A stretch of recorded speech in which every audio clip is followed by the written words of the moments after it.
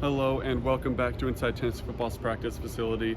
I'm Ryan Sylvia. This is Noah Taylor. We are with VolReport.com on the Rivals Network, and we just met with Tennessee football head coach Josh Heupel for the final time before the Tennessee Volunteers head to Neyland Stadium on Saturday, donning their black uniforms at 7:30 p.m. Eastern under the lights of Neyland Stadium to face South Carolina. So we got our final thoughts from Josh Heupel ahead of that. First things first, let's talk about the injury updates. You should know by now he's not going to give too much out. Really, the whole consensus was game time decisions all across the board.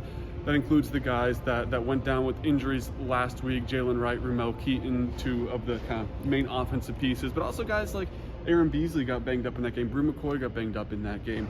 Says that he expects most of them back, but it will be game time decisions for them. Cooper Mays in the same boat as well, said that he was impressed with what Mays did at practice this week, but they'll have to see what happens. Didn't say if he kind of expected him back or didn't expect him back, just said that that's something they'll evaluate, of course, tomorrow and then finally right before the game.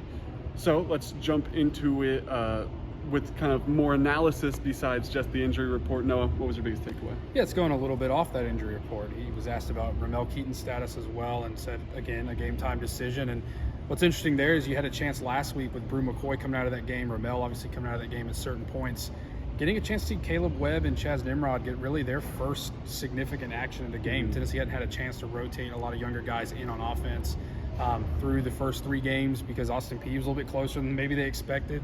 Obviously, you had the Florida game and the flow of that game. They've talked about not being able to get guys in. But you did against UTSA. Caleb Webb made a significant impact in that game. I think he was among the leaders in offensive snaps played, according to Pro Football Focus this week, and had his first career touchdown. And so I asked Josh Heupel today, what's the confidence level in him if a guy like Ramel Keaton or Brew McCoy, given their statuses right now?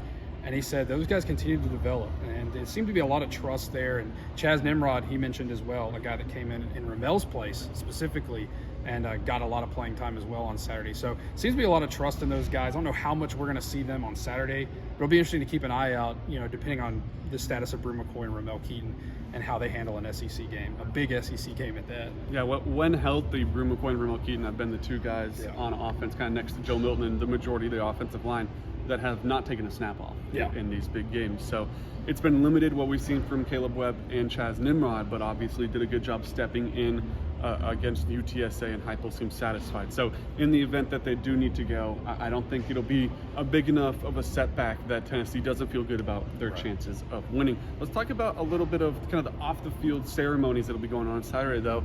It'll be the 25th anniversary of the 1998 championship team.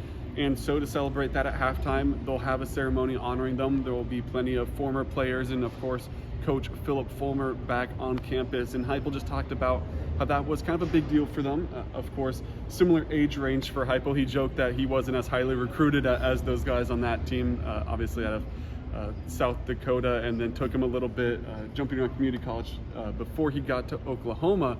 But he talked about that's still something that they use in recruiting a little bit, that 1998 championship, having those guys still around the program. A lot of them still live in the area and are interacting with Tennessee football to this day.